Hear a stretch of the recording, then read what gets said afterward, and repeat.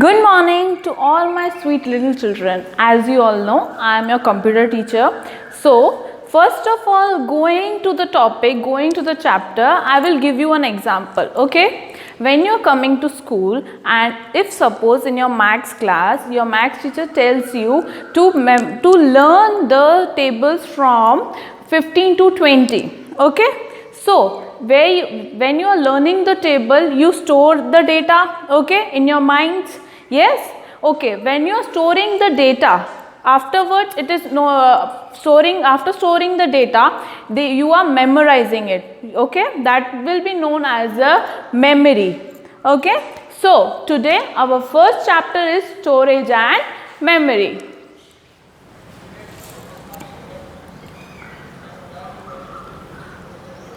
Now, as you all know, man has got a wonderful gift from God, which is the ability to think. We are having a wonderful gift from God to think. Okay, when you are doing your maths problems, okay, ma'am gives you a maths problem, then you are thinking and doing the sum. No, okay, without thinking you can't do the sum. That's why we have an ability to think. Okay. We can remember many things because of our brain. As you know, हम क्यों ये चीज़ें याद रख सकते हैं? क्योंकि हमारे पास brains है. Okay? Without brain, we can't remember the things. Okay? The next, it stores the information and helps you to remember it again whenever you need to. Now, our brain stores the information. Okay, and you can then memorize it whenever you need to.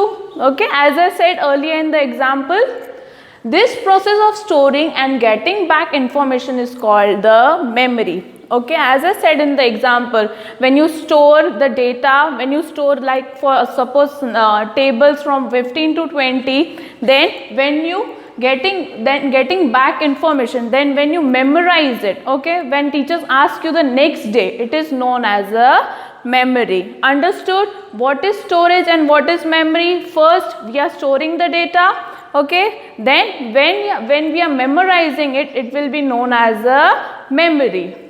The next, the CPU is the brain of the computer. Now it controls all the information it receives through input unit. Now, as we are having the brains, the computer is also having a brain, that is known as a CPU. It controls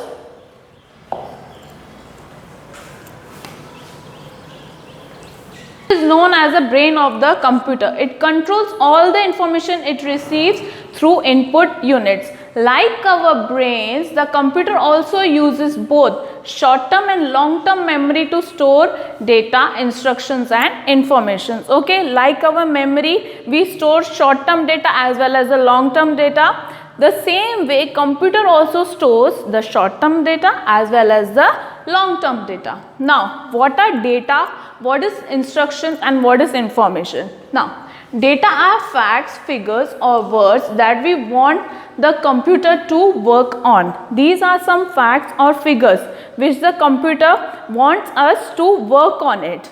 Next, instructions are the command that tells the computer how to work on a given idea. Now, instructions are also known as commands. Okay, when teacher gives you instructions in the class, you have to complete the sum, you have to do the sum, that is known as an instruction. In the same way, when the teacher gives you the instructions, then in the case of computer, we have to give the instructions to the computer, then the computer will work according to our instruction.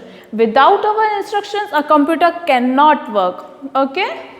Next, information is the result or output given by the computer.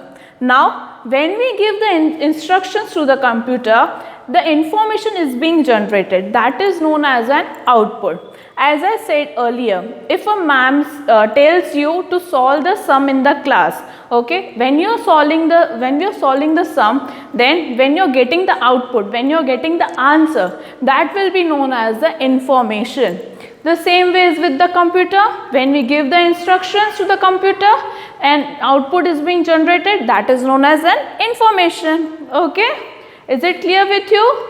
The storage, memory, data, instructions and information. All these topics are clear with you? Okay. Next,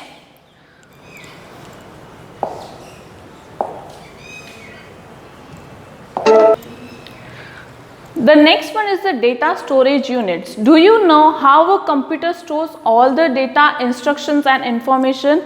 A computer can understand only two states, on represented by 1 and off represented by 0. Now here on is represented by 1 and off is represented by 0. Now computer understand only these two states, and these two states are being represented by the numbers 1 and 0. Understood? Next, then the data input into the computer are first converted into 0 seconds and 1 second for the computer to understand.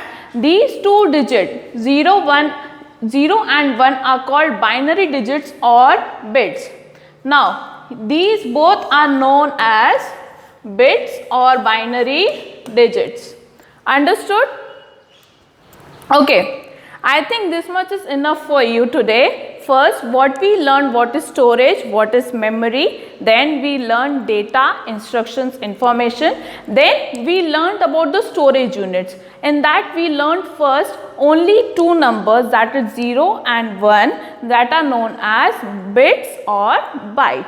Okay, everything is clear to you. Then I will send you a worksheet on the basis of this video. You will solve it and send it back to me. Till then, thank you and God bless you.